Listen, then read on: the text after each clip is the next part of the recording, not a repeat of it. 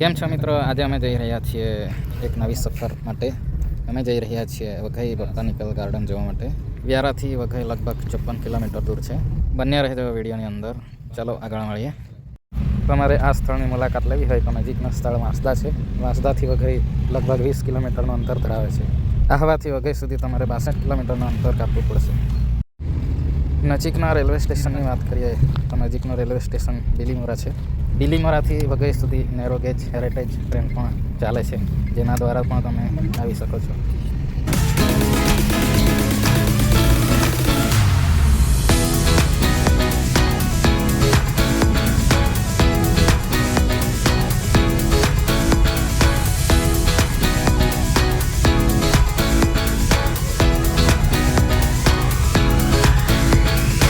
આ ડોલારા ગામ છે અને રસ્તાની આજુબાજુ આ લીલાછમ ઝાડ તમે જોઈ શકો છો.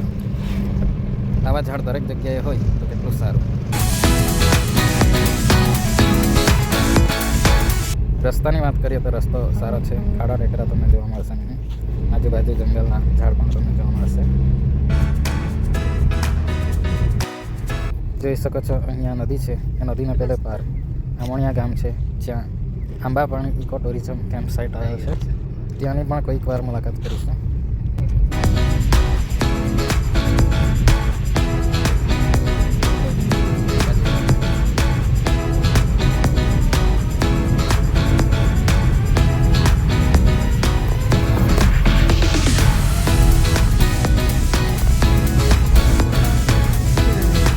જો તમે વ્યારા તરફથી જતા હોય તો આ ભેંસકાતરી ગામ આવશે. અહીંથી જમણી તરફ વળવાનું રહેશે. અહીંથી રસ્તો થોડો સાંકડો છે, પરંતુ સારો છે.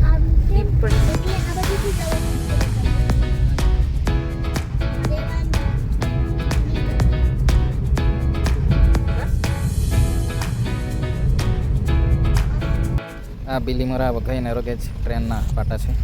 એ હેરિટેજ ટ્રેન છે. તેમાં બેસીને તમે કુદરતી સૌંદર્યનો આનંદ મળતા અહીં સુધી આવી શકો છો. જોઈ શકો છો અમે વઘઈ પહોંચી ગયા છીએ. અહીંથી લગભગ 1 થી 1.5 કિલોમીટર આગળ સાપુતારા રોડ પર જવું પડશે.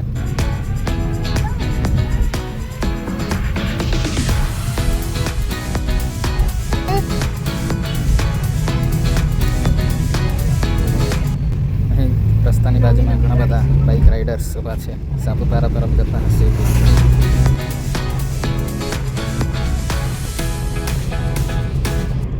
લગભગ પહોંચી ગયા છીએ. આ બાજુમાં પાર્કિંગ માટેની જગ્યા તમે જોઈ શકો છો. આ જોઈ શકો છો કમ્પાઉન્ડ વનસ્પતિ ઉદ્યાનનું છે. ચાલો આગળ ગાડીને પાર્ક કરીએ અને જોઈએ શું છે ટિકિટનો દર વગેરે. ઘણી ગાડીઓ પાર્ક કરેલી જોઈ શકો છો તમે.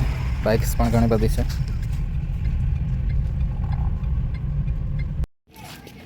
આ એન્ટ્રી ગેટને જોઈ શકો છો. ખૂબ સરસ બનાવ્યો છે. અંદર જઈને ટિકિટ લઈએ.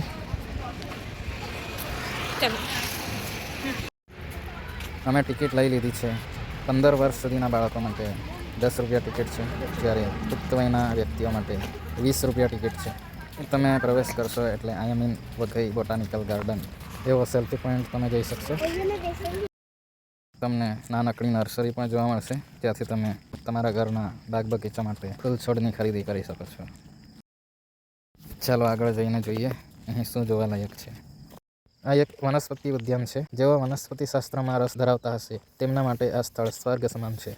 અહીં આવીને અલગ અલગ વનસ્પતિ અને ઔષધિઓનો પરિચય કેળવી શકશે.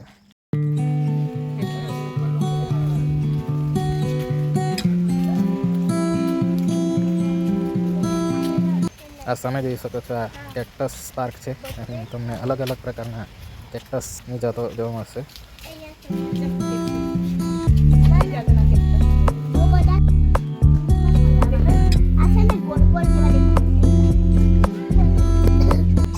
અહીંયા એક નાનકડો ગાર્ડન પણ છે. કેટલું મસ્ત છે.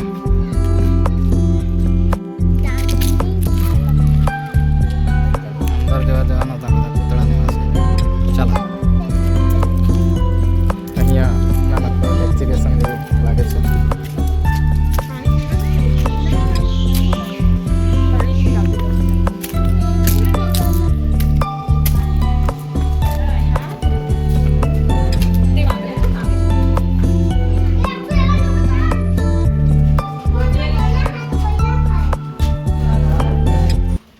અલગ અલગ જનજાતિઓના સ્ટેચ્યુ છે જેના દ્વારા તમે અહીંની સ્થાનિક આદિવાસી સંસ્કૃતિની ઝલક મેળવી શકો છો. જોઈ શકો છો આ વારલી ચિત્રકલા છે.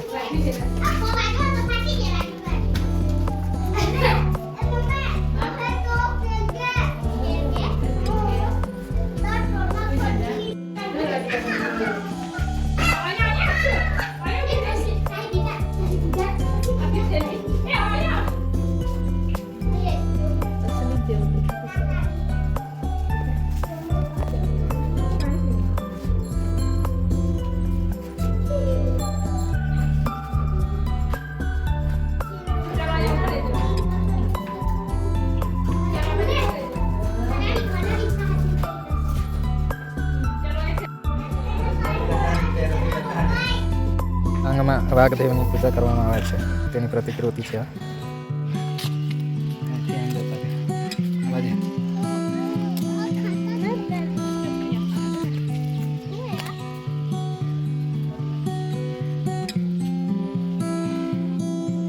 અહીં ફાઉન્ટેન છે પરંતુ મેન્ટેનન્સ ઓછું છે એવું લાગે. રિસર્ચ પડી હે લોકોની જમવાનું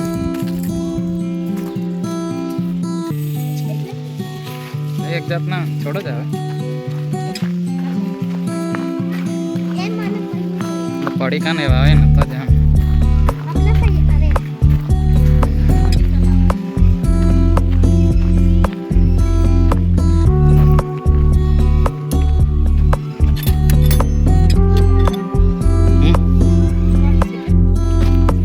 બાળકો માટે હિંચકા પણ છે, લોકોસની પણ છે.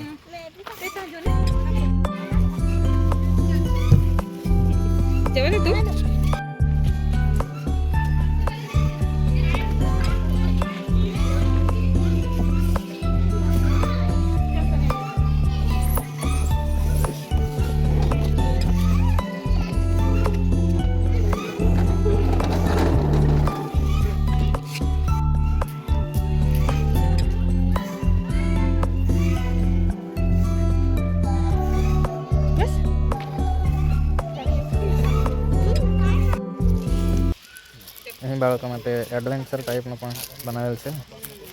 50 રૂપિયા પર પર્સન તમે ટિકિટ લઈને આનો લાભ લઈ શકો છો.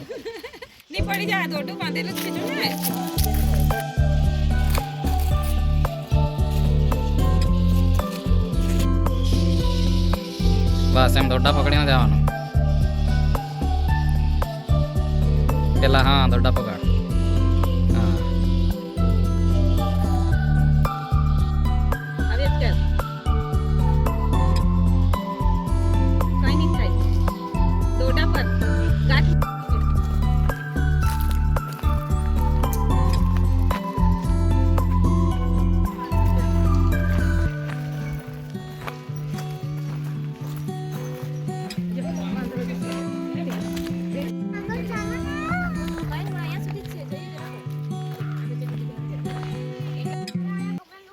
આ ગાર્ડન ખૂબ મોટા વિસ્તારમાં ફેલાયેલો છે.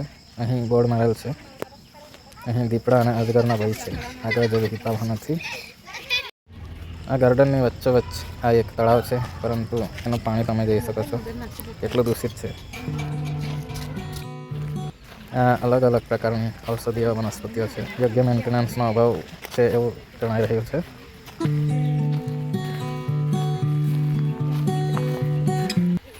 ચાલો આગળ જઈએ. અહીં એક બટરફ્લાય પાર્ક પણ આવેલો છે.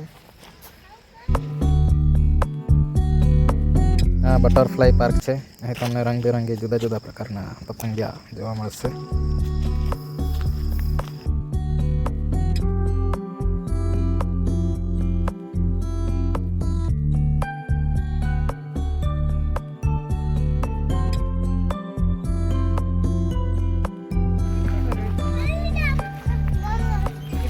અહીં વસતા અલગ અલગ પ્રાણીઓની પ્રતિકૃતિઓ બનાવેલી છે.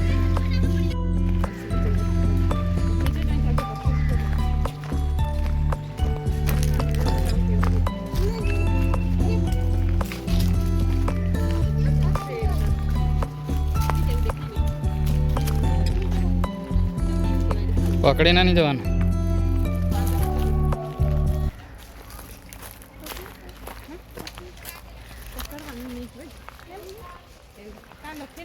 કે કોઈને પકડવાનું નહીં એમ શું ખાઈ જો કંઈ ખાઈ નહીં ખાઈ જાય છે આવું ભાઈ શિયાળ આ જરા જરાક છે જંગલી કૂતરા ખાવ વાઘ એમ કંઈ નથી જો તમે કન્ટિન્યુ ચાલતા રહેશો તો 1-1.5 કલાકમાં પાર્કની વિઝિટ પૂરી થઈ જશે અંદર કેન્ટીન પણ છે પરંતુ એ લગભગ ઓફ સિઝનમાં બંધ રહે છે અન્ય પ્રખ્યાત વાંસની હસ્તકલાના વિવિધ રમકડા પણ મળી જશે ચાલો તો અમારી આ સફર પૂરી થાય છે ફરી મળીશું કોઈક નવા વિડીયો સાથે ત્યાં સુધી ચેનલ પર બની રહેજો થેન્ક યુ